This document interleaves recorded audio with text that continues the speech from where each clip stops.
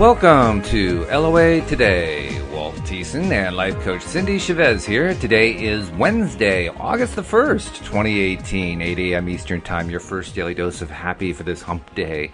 August the 1st, my God, we've actually made it to August. I mean, this year just moves right along. I'm continuously amazed how quickly it moves. Wow. You said we actually made it to August. Were you thinking we might not make it to August? Yeah, that's true. The way I said that did sound that way, didn't it? Oh, I know. Isn't that amazing? August. Incredible. It shows how perception is just so subjective. And even within one sentence, I can switch myself from, oh, it's going really slow to, oh, it's going really quick. That's right. Yeah, it's all subjective. It's all fun. So how are you doing? I mean, anything exciting happened in the last 24 hours since we talked? Well, something I'm excited about. I submitted an entry to a book. I don't know if it's going to be accepted yet, but yes, I do. Yeah. All right. The deadline was August 1st, and I got my submission in yesterday and just have been feeling really good about it. So what kind of book? It's a book on cartomancy. Okay. And I have no idea what that is. It's divining with cards. So tarot readers. Oh, I see. Okay. Oracle cards and Lenormand cards and playing cards, but this one's a tarot book. So a lot of the people that are submitting to it are very, very well known in that segment of industry. So it's exciting. Okay. All right. Well, good. Yeah. Well, then we're going to be holding in the highest possible regard the idea that your submission gets accepted. Thank you. Yeah. Yeah. It's good to have creative projects. It is. I'm thinking we've touched on that a little bit in the book that we're reading, and we're probably going to touch on it a little bit more. I know I peeked ahead one page. And I don't know, just the sentence I read, oh, this is going to be exciting. Of course, I'm really enjoying this book. It is good. This is a really good book, I have to say. Isn't it? Yeah. Yeah. Like every podcast we do, when we wind up for that day's podcast, whatever we've spoken about, just fodder for me to be mulling over the rest of the day. I love it because keeping these ideas kind of top of mind, I think it just improves your life. So. Oh, I think so. Yeah. Now I have to ask you, are you still doing your 1,000 affirmations? Yes. Today will be day 10. Aha. Will there be a day 11 though? That's the question. Yeah, well, I always just set the intention to do 10 days because 1,000 affirmations a day is a lot. And so I never have an intention that I'm going to keep going, but I may change the affirmation. Oh, to what? Keep going. I don't know. I really liked I Feel Rich. Mm-hmm. You got good results with it, that's for sure. I mean, you got great results when you did that one. Yeah, and it was so short. It's easy to get 1,000 of them in. Right. It's funny because I feel rich and I love my life. You wouldn't think there's that much difference, but it's a little different when you're doing 1,000 of them. Yeah, it's basically one more syllable that you're doing 1,000 times. But I don't know. I may just do a little bit of brainstorming and see what other ones I come up with. I don't know. Okay. Well, hey, you've already gotten results out of it, so we know that it's been effective within the short period of time that you've been doing it. Yeah, it's been really effective. And the thing I love most is that what's really funny is that it automatically pops up into my head. And both when I'm enjoying something and when I'm not enjoying something. Okay. It's the whole idea was loving your life, whatever your life is. Not, I'll love my life when XYZ happens. True, right. And not, oh boy, I really love these parts of my life, but oh, that part of my life is really giving me a fit lately. No, it's not any of that. It's just I love my life because it's all my life. And so what's funny is that there have been plenty of times when I've been enjoying something and I say, to myself, it just pops into my head. Oh, I love my life. Like, this is so nice. But there also have been a few times when I've been aggravated about something or, unhappy with something, and it'll pop up. I love my life. It's a little more challenging in those cases. That's true. Well, I don't know. It seems to help immediately. I'm like, oh good. Yeah, that's right. Well, then it's working really well, because that's really the best thing, is when you're able to deal with the little, the small things that happen that kind of bug us, and to basically flick them away with an affirmation. That's really good. That's very powerful. Yeah, I mean, I think that's the part I like the best, is that it immediately seems to level out, whatever it is that's going on. It's like, yes, that's true. I do love my life, and this just is what it is. Mm-hmm. It's all part of my life. And so, yeah, I love it, and I can love it, and I can choose to love it. And so it's a good one. Yeah, well, it seems to be working well for you. That's why I'm really going to be interested to see if you're going to keep doing it, if you're going to keep after it. Because I remember the last time you did it for 10 days and you stopped, and then you thought back and said, geez, I wonder if I should have kept going. I'm hoping this time you say, I'm going to keep going. Yeah. Yeah, well, I definitely keep up the affirmations. I just don't usually do that many of them. Oh, well, that's all right then. I mean, you don't have to do 1,000. Well, I know. It does, but here's the thing. You can do 963. It's like a kickstart. You know? Yeah, I see. Yeah. When I have made the intention to do 1,000 a day for 10 days, I've noticed a big surge of results. Mm. And those results generally keep on going. And I kind of keep it going with affirmations, just not that level of intensity of 1,000 a day, because I don't want to get burnt out on it. Yeah. Well, that's the thing I keep running into. Whenever I try to do some kind of affirmation, it feels really good and I'm liking it, but I lose interest in doing it because it's the same one over and over again. Mm-hmm. The story never changes. It's always the same story. Yeah. Well, you can create a string of them and make the practice of saying them the thing and not the actual affirmation. Well, true. Yeah. And I've tried doing that. I haven't gotten it to the point yet where I'm satisfied with my ability to just create the story ad hoc as I'm going and make it feel like a real story. It's still a little bit stilted. It's a series of phrases. I love my life. I feel rich. Things are going good. I feel better and better. I mean, they're all nice things to say, but it's not really a story that goes anywhere. It just kind of just stays right there.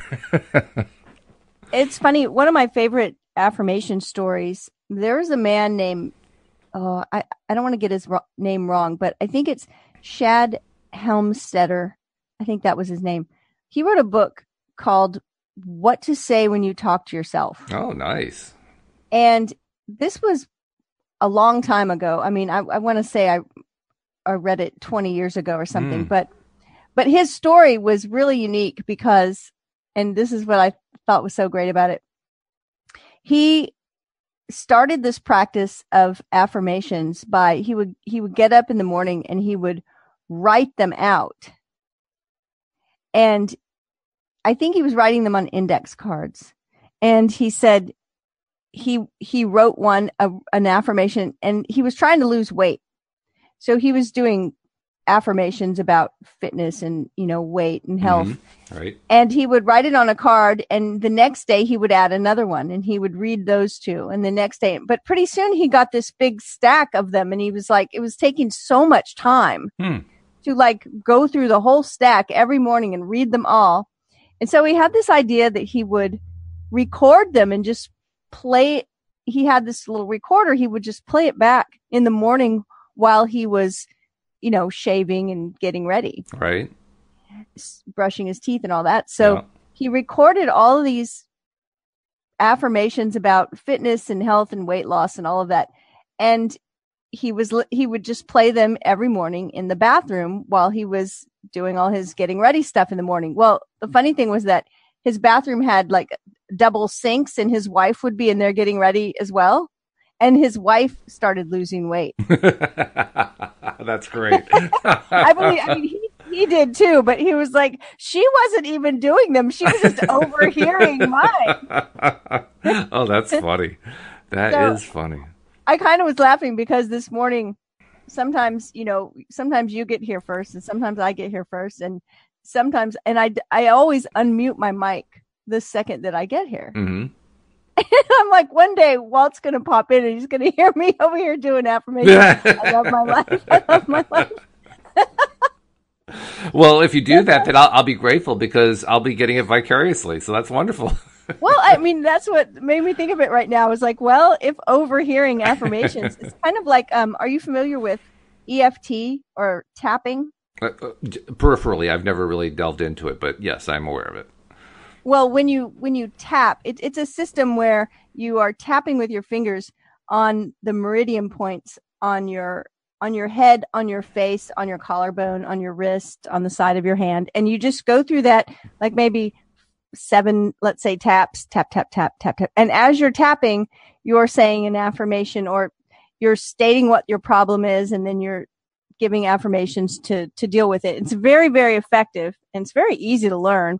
But a lot of people will tap with a therapist. So the therapist is tapping and leading you through the tapping exercise, or with a group. Like a bunch of people will get together to tap together, and they call it shared benefits because so many people, a therapist will be tapping with a client or patient and get the benefit. Wow.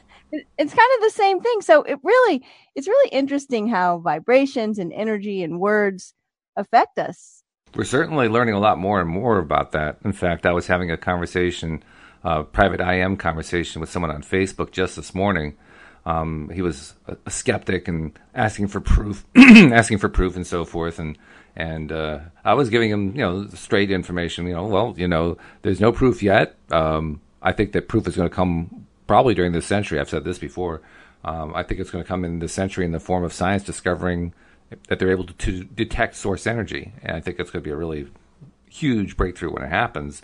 But coming out of that will be the ability to prove all kinds of things. But until then, we kind of take this stuff on faith. I mean, we're listening to some non-physical beings who are, basically transmitting messages through an earthling named Esther Hicks. That's pretty out there. Yeah, but you know what? This is not a new message, and it's not unique to Abraham. I mean, this message has preceded Esther Hicks and Abraham, and has been around for a really long time. And I think there is proof. I mean, even in the science community, what about all the work that they're doing with quantum mechanics? And well, I think there's a lot of circumstantial evidence. I don't think anything has been proven from a scientific perspective yet. Okay, well, there have been some huge discussions in my house in the last week about circumstantial evidence, and it's this. Pretty much every case is proven by a big pile of circumstantial evidence. Okay. It's rarely direct evidence. And then people use that term to mean something exactly opposite, to mean, we don't really have anything. It's all just circumstantial. Almost all evidence is circumstantial evidence. So I think we do have some proof. And the guy that wants proof needs to just go do the exercises in Pam Grout's book, and he'll get an owl or something, and then he will have his own proof. I think that's possibly. Truth, though, right? I think there's also the other side to it, though, and that is if he has as much doubt as he's indicating that he has, he could go do Pam's exercise and get a whole bunch more doubt. And unless he recognizes that's what he's getting, he'll be another denier. Oh, maybe that will be his proof. Yeah. I mean, in other words, I think that we find what we're looking for. Yeah, I think so too. Right. And it's like I don't need to have any proof because I have my own proof. And, it's kind of like you read medical, stories or whatever, and they're like, well, it's just anecdotal, right? It's like, well, it's like when it's in your own life and you've experienced it and it's your experience, then that's pretty powerful proof for you. Yeah, I think it is. And I think it varies, too, from individual to individual, because everybody has different thresholds, so to speak, of what amount of evidence they need before they finally consider it to be satisfactory to them. I mean, you can have one person, they see one example of something, and for them it's proven. You can have another person, they need to have it, 50 times in a row, and then maybe they'll consider it. And then there's everybody else in between. Everybody has a different belief about it. Because ultimately, I think there's some validity to what you're saying. All evidence, in a sense, is circumstantial because all evidence is involved in circumstances.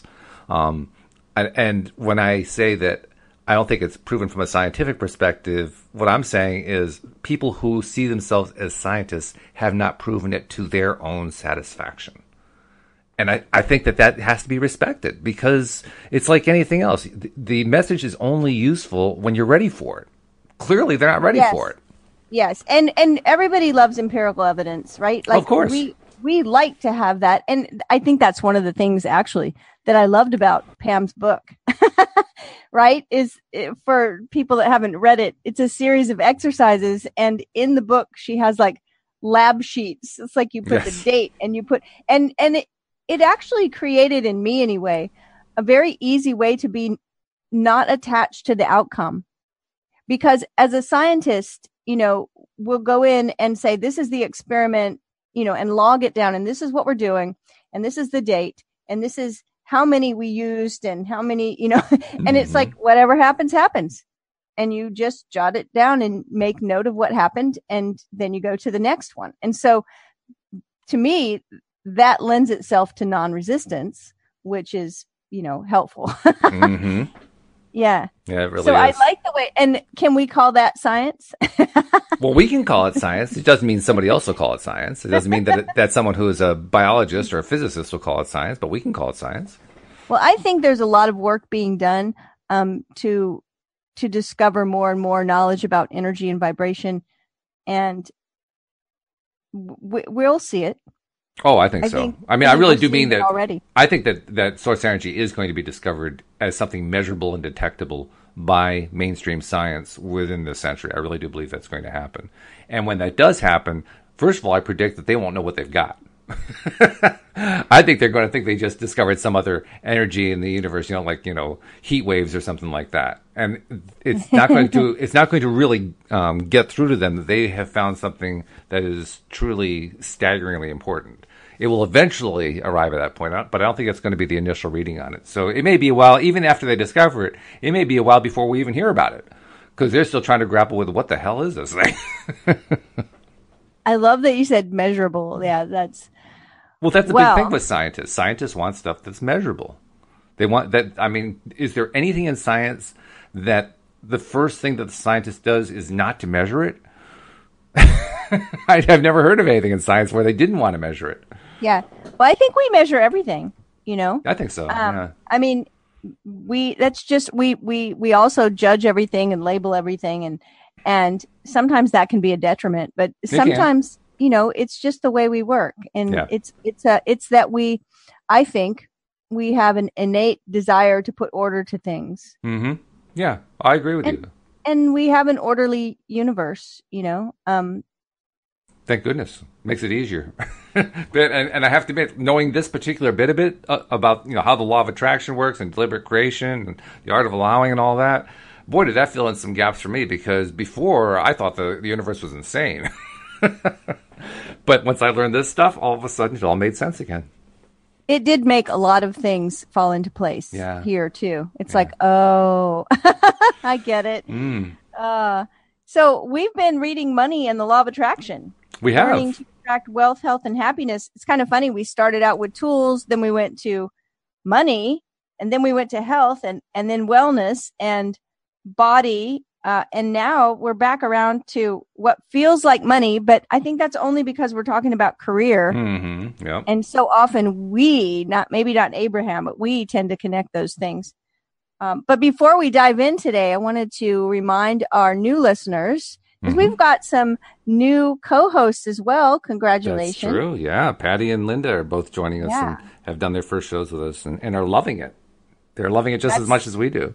That's so good to know. Yeah. Welcome to both of them. And so along with them, I'm sure we're also getting some new listeners, and just the new listeners that we happen upon anyway. And we would love for you to subscribe so you don't miss a podcast. Absolutely. Because as we keep repeating, most of our listeners are subscribers because they love the show so much. In fact, did you see the email that I sent yesterday, Cindie? I saw it late last night. Yes, I did. I sent it to all the co-hosts.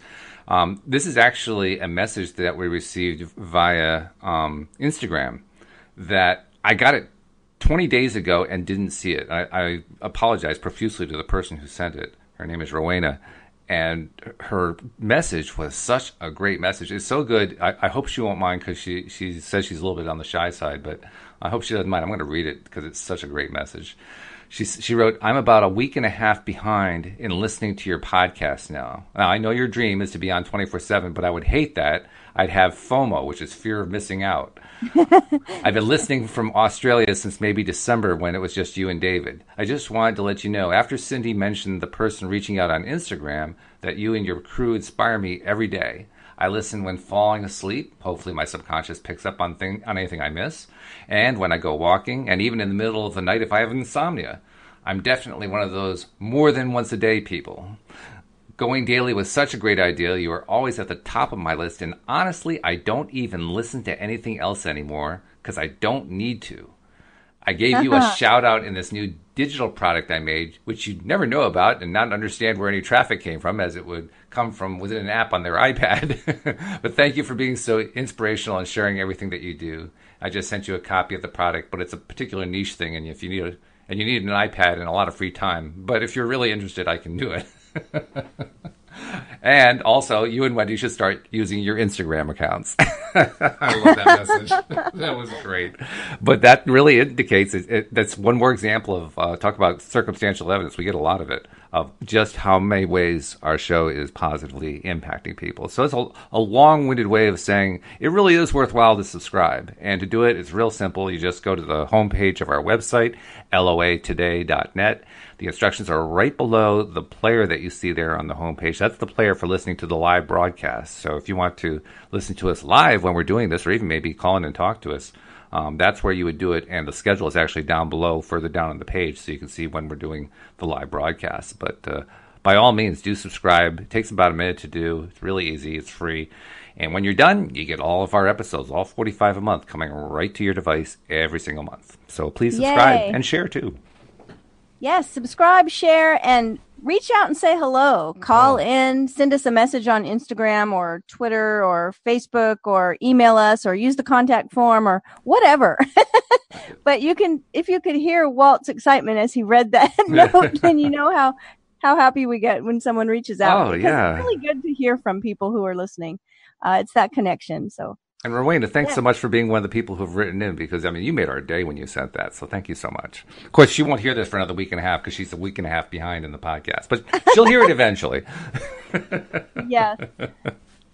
Well, so today we are diving back in, but I wanted to back up just to the italicized part that we read yesterday because I thought it was so important. We've been talking about the idea of career, and also the idea of that in our community, in our world, that we start thinking about it at a really young age, like with people saying, what do you want to be when you grow up?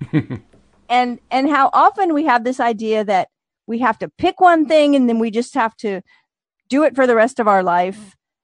And that it is supposed to be the thing that brings in, resources to take care of us. And I thought it was interesting. We always come back to being in alignment first. We always come back to, but how do you feel? It's like we focus on doing. And we bring that back to, but let's talk about feeling and being, not just action all the time. Right. When you pay attention to the way you feel and you practice the self-empowering thoughts that align with who you really are, you will offer an example of thriving that will be of tremendous value to those who have the benefit of observing you. You cannot get poor enough to help poor people thrive, or sick enough to help sick people get well. You only ever uplift from your position of strength and clarity and alignment. And that last sentence, I was thinking that's exactly what any medical doctor will tell you. if I get sick, I can't help people get well, so I can't get sick. There's not, and if I Oh, did, yeah, personally for the medical community, right? They yeah, can't get sick. Yeah. And you mentioned that before, and I was like, that's so true. Like, they're exposed to sick people day in and day out, hmm yeah, they are. and they stay well That's the amazing for the thing. most They part. stay well. That's the part that medical science has never been able to figure out to their satisfaction anyway. Why is it that you have all these contagious diseases and these medical professionals hang around all these people who have contagious diseases and they don't catch them? How can that be?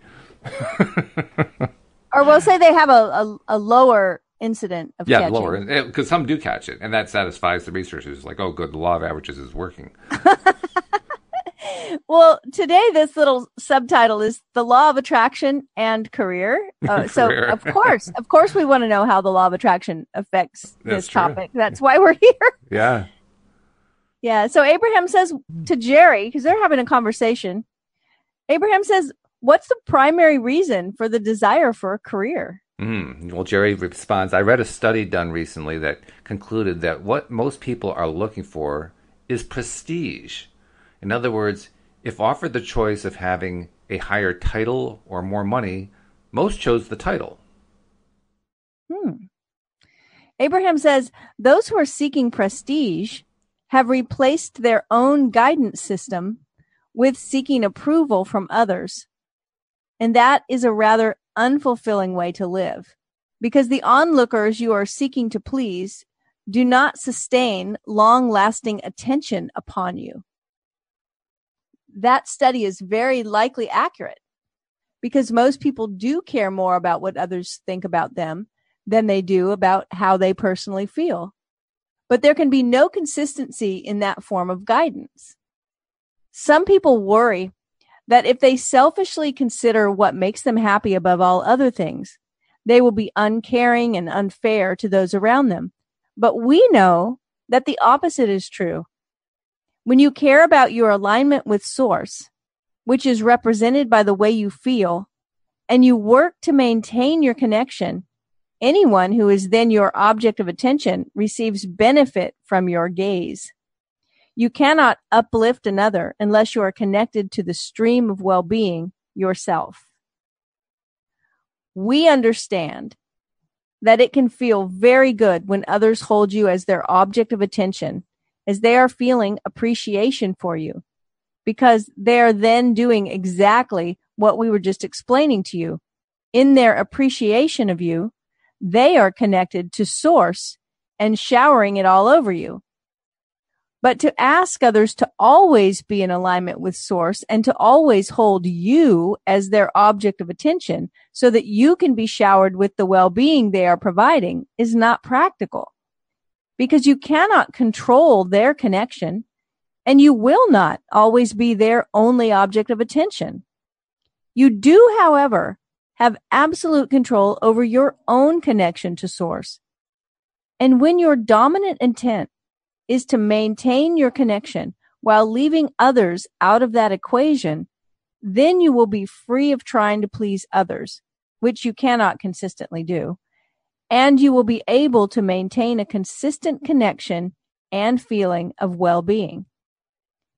An interesting thing to note is those who care about how they feel, who consistently hold themselves in an attitude of good feeling emotions, who are connected to Source and flowing positive thoughts outward toward whatever they're focused upon, are usually seen by others to be attractive, and they are often the recipients of much appreciation and approval.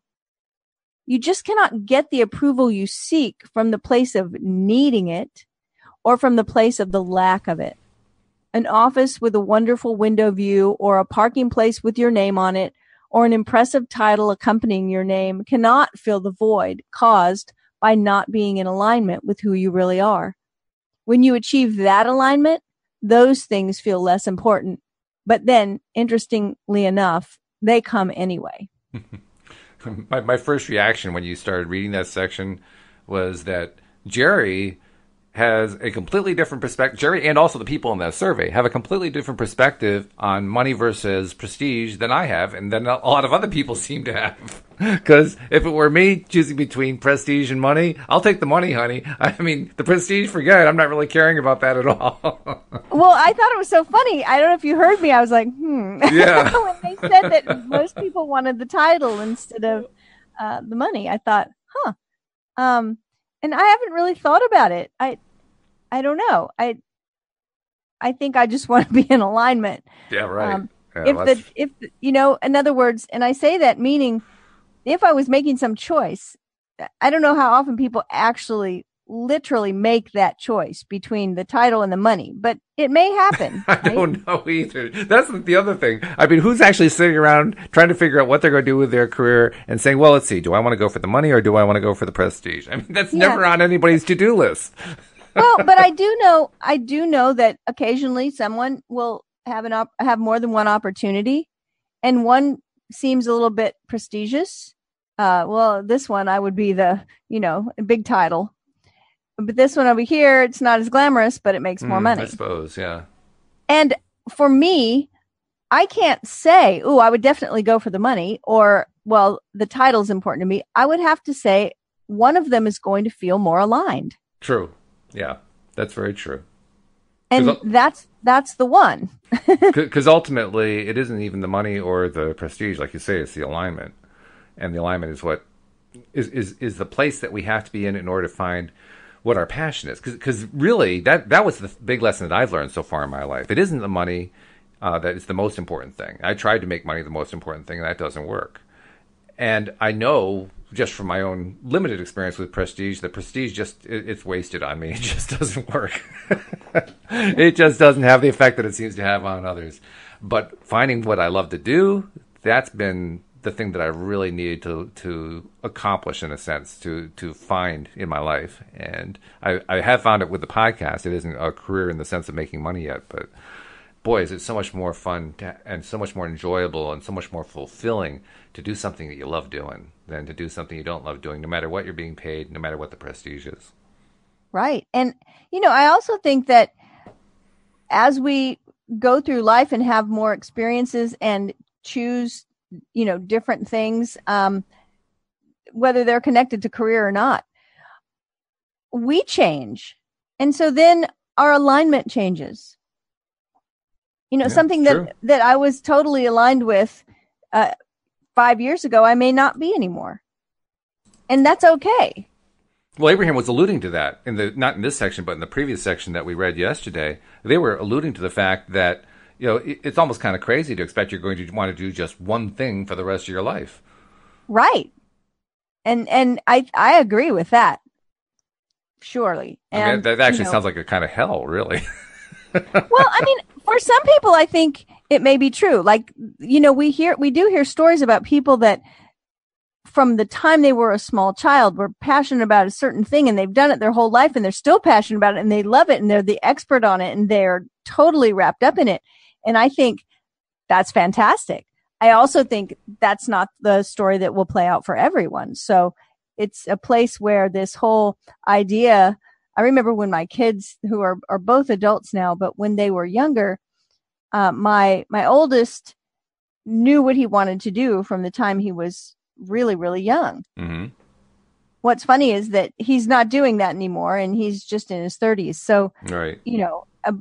But my youngest didn't know what he wanted to do, and he felt like something was wrong with him. Like, he came to me one day and said, I just, how come I don't know the thing I want to do? I was like, because you're 8 years old. Like, it will happen.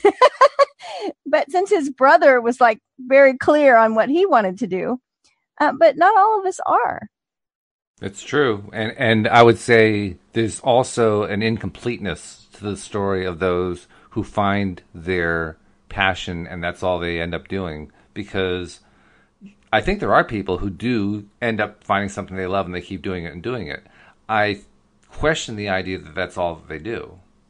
I think what actually happens is they keep doing the thing they love doing, but they also diversify. They end up doing other things in their lives. And other things become important to them. Agree, because we are multifaceted. We are. It's our nature to want to expand, right? Just like nature itself, it's nature's nature to expand and to grow. And so we're always going to keep finding new interests and wanting to do different things. I mean, Louise and I know people from where, when she was in her 20s, she lived at a ski resort. She lived at Mount Snow in Vermont. And she was there for, I think, 3 years, something like that. There are people that she knew then who are still there. They've lived there all their lives. And they love skiing. But it's not, skiing isn't the only thing they do. They're still there. They still like to ski, but they also have other interests. And some of them have opened businesses. Some of them have opened restaurants or construction companies or whatever. You know, they're doing various things outside of skiing, but they're still doing the skiing.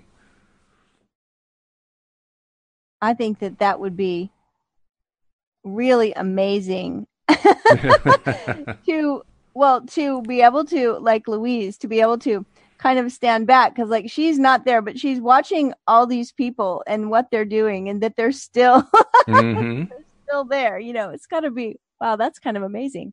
Well, what's even more amazing is when she found out that one of the kids that she used to take care of when they were very young ended up being an Olympic gold medalist from Mount Snow, Vermont. So, oh, that's awesome. Well, that's exactly the kind of thing I'm talking about. Yeah, it's like it's cool, you know, to watch. We all do it where we watch people that we've known for a long time, and maybe that we used to live near and now we don't, watch how their lives unfold. But she's got like a whole group of them that are still in one place. Oh, yeah, yeah. And, well, there's actually two friends in particular that we often go visit who are basically from that same community, and she knew them during the time that she was there.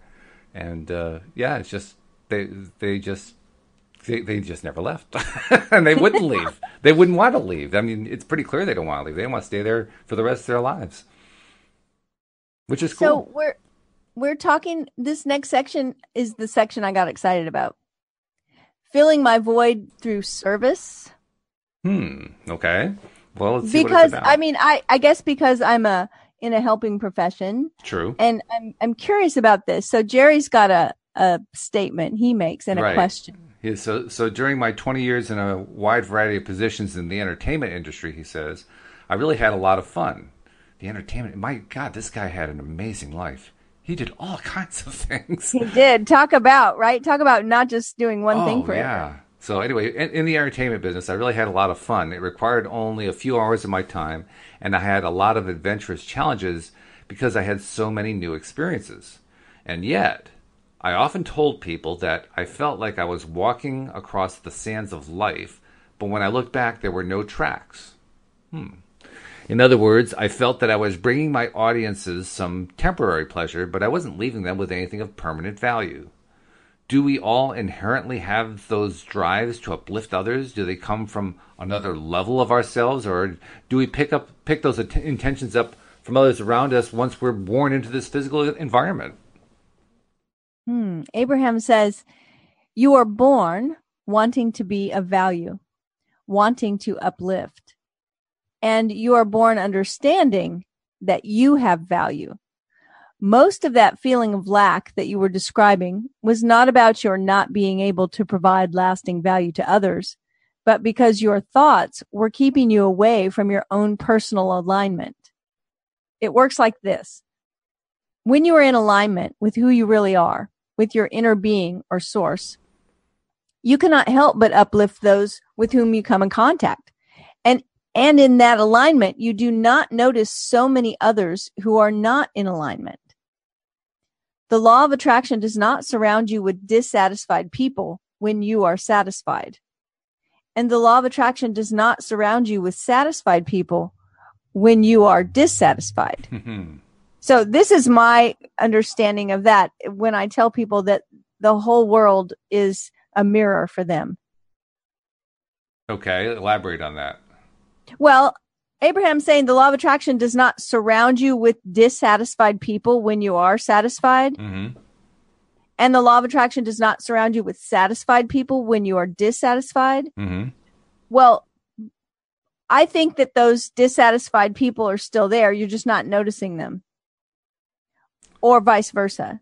I think so, too. I think there's a lot to be said for that from a scientific perspective. because science has been able to determine that I can't remember what the name of the thing is at the base of the spine, or the excuse me, at the base of the skull at the spine that provides a filtering mechanism, and whatever we tend to think about the most is what we tend to notice the most. Right, it's a reticular activating system. Yeah, the RAS, right.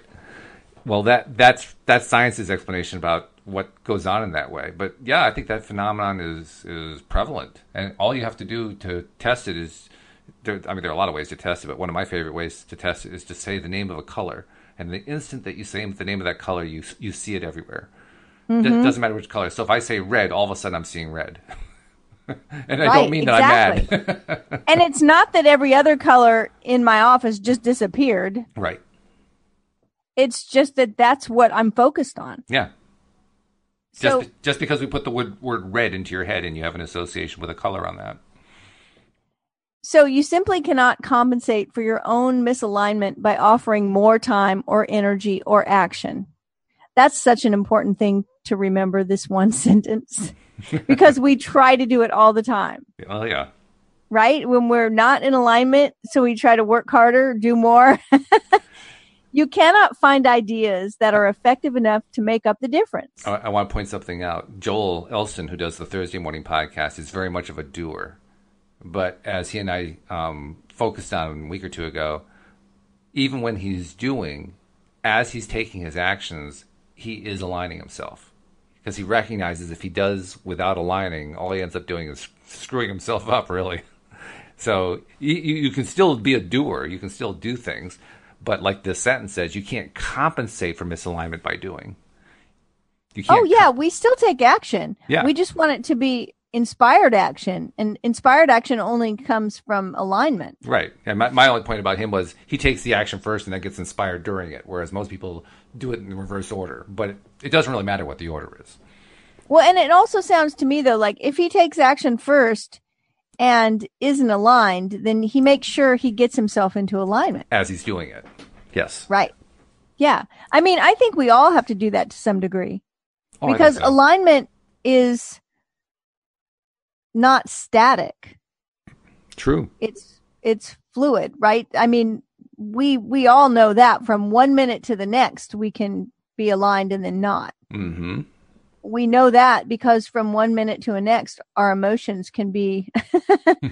We've all heard, either used the word ourselves or heard someone else use the word roller coaster to describe something emotional. Mm-hmm. Why? Because up, down. Yeah. So I think that, but I love this sentence. You simply cannot compensate for your own misalignment by offering more time or energy or action. Mm.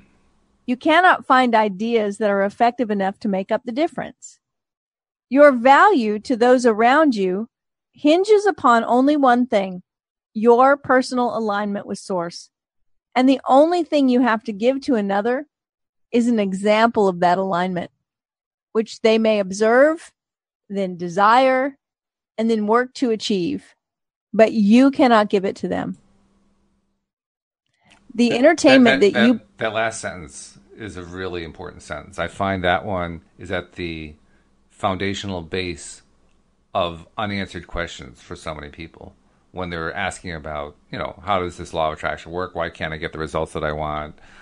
Why am I so frustrated by this? Why is it that it seems so hit or miss? All the different kinds of questions that you get about it from people who are still trying to figure how the whole thing works. Let me read the sentence again. And the only thing you have to give to another is an example of that alignment, which they may observe, then desire, and then work to achieve, but you cannot give it to them. I thought about the guy you were talking with before the podcast. Which when guy? I read that. Which guy are we talking about? The person that was skeptical that wanted proof. Oh, yeah. Yep. Well, that's and an I example. think the reason why they want proof is what this says right here, is that they observe and desire, right? Mm-hmm. I mean, that's why people get interested. They read about it, they hear about it, they possibly think, well, that would be nice. Or there are the people who want to use law of attraction like a ray gun and get it to basically coerce other people to do what they want those other people to do or behave the way they want those other people to behave. But it's the same problem not all just over. Law of attraction, all kinds of things. Oh, yeah. Right. I mean, that's one of the things when I'm teaching people about setting boundaries, I always say, but boundaries are for you. They're not to change someone else's behavior. Good point. Very good point. Yeah. And it's like, yeah, you can't give it to anyone else. You can just give it to yourself, and then people observe it. And interestingly enough, you can actually set a bad example. I mean, you can do that. You can just, be out of alignment and be unhappy and so forth and serve as a bad example.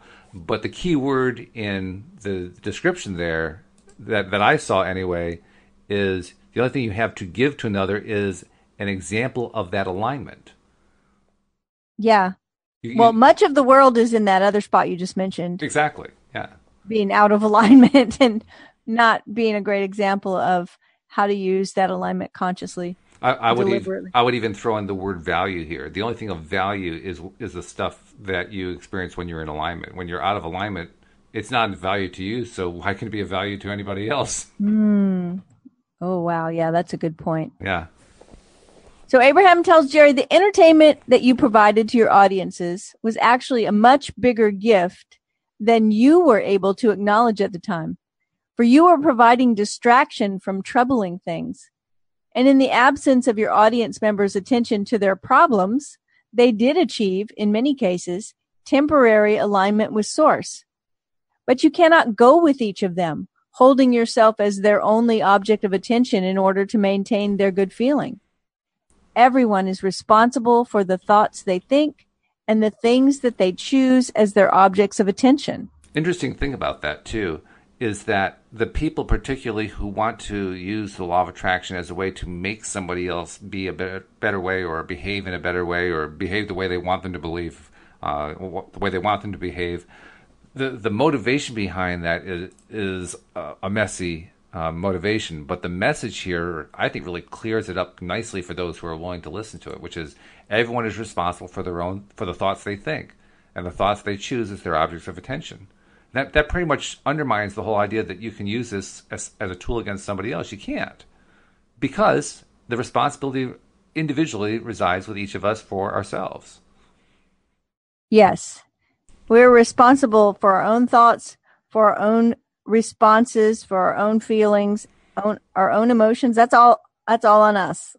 So essentially, if you're going to be using this stuff to try to manipulate others, you're setting yourself up for failure because there's no way you're going to succeed. The only time you'll ever experience even something close to success is when the other person happens to be in alignment with what you're thinking anyway. And then you say, oh, geez, it worked. But it didn't actually work. You just happened to be in the same place they were, so to speak. But the moment that they decide to go to a different place from you, all of a sudden it doesn't work anymore. That's right. It's like where he said, but you can't go with them. Yeah. You can distract them for a little while from their focusing on their problems, and that's useful, but you can't be you are not their source. I mean, that's really what it is, that's right? Yeah, exactly. And it's one of the reasons why I think it's so useful to work on changing some of our language. And the first thing that comes to mind is the idea that, we hear people say that a person or a thing makes them happy, makes them sad, makes them angry. Oh, right. She really makes me mad, right? It's like, no, you make yourself mad. That's right. You get to choose that. Because then what that's saying is that if she would just change her behavior, then I'd be happy. Mm-hmm. In fact, I think there's also another side to this, which is we have a tendency these days as a worldwide population to discount the role of the individual. There's a lot of movement these days toward the idea of humankind as a collective, and indeed you even hear that within law of attraction circles. Well, we're all source energy, we're all one, and that's true, we are all one. But the thing that people don't seem to understand is that we are all one while we are simultaneously all individuals, and that's a great thing. I mean, it seems like a paradox, but it really is true. We're all one and we are all individuals, and that individuality is the reason why we have to be responsible for our own thoughts. But that's not a bad thing. That's a good thing. It's a privilege, right? It's why we can be responsible for our own thoughts. Thank goodness someone else isn't responsible for my thoughts. Otherwise, we would all be uniform. Imagine if we were all exactly the same. That'd be a pretty dull existence, really. Yeah, that's true. So everyone is responsible for the thoughts they think and the things that they choose as their objects of attention. Mm-hmm. Yep. That's a sentence worth highlighting there. It It is in italics, so it's an important one. All of you have deep within you an understanding that you are here as joyous creators, and you are always being called toward that fulfillment. But there's not a long list of requirements that you're expected to accomplish. Your intention was to let your physical environment inspire your never-ending ideas of expansion or desire, and then you intended to align with the source energy within you for the achievement of those ideas. In other words, you knew your desires would be born from your participation here. And then once the desire was alive within you, you could focus your thoughts until you accomplished a feeling of expectation, and then your desire would come to fruition. It's a nice description. I mean, they often... It is, isn't it? They often describe in various ways how the process works and feels. That's one that, I mean, it is a little bit abstract. A lot of their stuff is abstract. But even so, in its abstractness, it still feels real. I mean, that one, you can kind of feel it happening as they're describing it. Yeah. The primary role that others around you play in that equation for creation is they provide variety from which your desires are born. It was not your intention to measure your value against the value of others, but to be inspired to new ideas by the combination of things going on around you. Any comparison to others is only meant to inspire expanded desire. It was never intended as a means to diminish you or to discount your value. I have so many feelings about that one, including my own feelings about my concerns, not concerns, but my doubts and my I don't knows about what it was like coming in here. I mean, you and others talk about how maybe there's things like sacred contracts. We have different certain intentions when we come into the world. And I think to myself, well, okay, I hear what Abraham is saying. I've heard this kind of message before. I still have a problem with it, not because I think it's wrong, but just because I don't really remember what happened before I came here. I don't remember it at all, so I have trouble latching onto any suggestion about what it was like before I got here. Yeah. I just don't remember any of it. Yeah, and that's what I always say is that, like the idea of sacred contracts, do I know that? No, I don't know it. But it's a choice that I make because it helps me feel better. Yeah. Well, I mean, honestly, it's a story that feels better. Mm-hmm. It's a story that feels better to me to say, well, for some reason, because I wanted to learn something maybe, or teach something, or experience something, I agreed to have this experience when I came here. And the experience might be that someone has treated me really badly, right? That's a much better story for me than to just say, I came here and now I'm a victim and someone has treated me badly. I agree. It's a better story. Yeah. Yeah.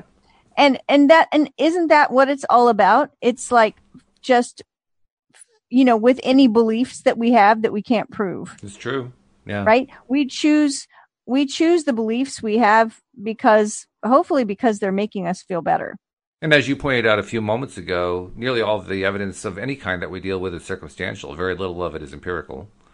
So, yeah, I mean, it's not like we get a whole lot of opportunities to prove empirically one way or another what we were remembering, what we knew before we came here. To the best of my knowledge, the amount of empirical evidence we have one way or the other is none. The little, what do you call it? The little, like, dent above your lip and under your nose. Yes, right. It actually has a name. It's called a philtrum. It's called a philtrum. And the story is there's a Jewish midrash. I'm sure there's other traditions that have the story, but I've heard this story. The story is that right before you came to earth, that's where the angel touched you and made you forget everything. So that you came in with no memory of what happened, like you're saying, right? So that's a story about that. Well, I don't have a very big one at all. My dent is very small. And so we always joke about it here. I go, oh, I remember everything. No. Oh, that's cute. I like that. To touch me and I moved away. You ducked. I ducked. Of course, you have this indentation on the top of your head, but still. That's right. How's that soft spot doing? Your life is not about what you will do after work, on the weekend, or after you retire. Oh, see, now this is important, right? Your life is not about what you will do after work, on the weekend, or after you retire. Your life is happening now and is really represented by how you are feeling now. If your work feels unpleasant or unfulfilling or hard, it is not because you are standing in the wrong place, but because your perspective is clouded by contradicted thought. I got to interrupt because you're about to enter a really good one here. And that last phrase, your perspective is clouded by contradicted thought. Again, that ties directly into a conversation that was going on Facebook over the last 24 hours or so, in which somebody had posted, one of those posts where they're unhappy and negative stuff going on and so forth. And she's been trying so hard to apply it for the last week or so and not getting anywhere, yada, yada, yada. And she just feels like she's walking around in a fog. And there it is right there. Your perspective is clouded by contradicted thought. It's very clear she's in a fog because she's contradicting her own desires with her thought process. Exactly. Wow. That's powerful. It is. Yeah. And then we've heard this over and over. It's worth repeating. It's in italics.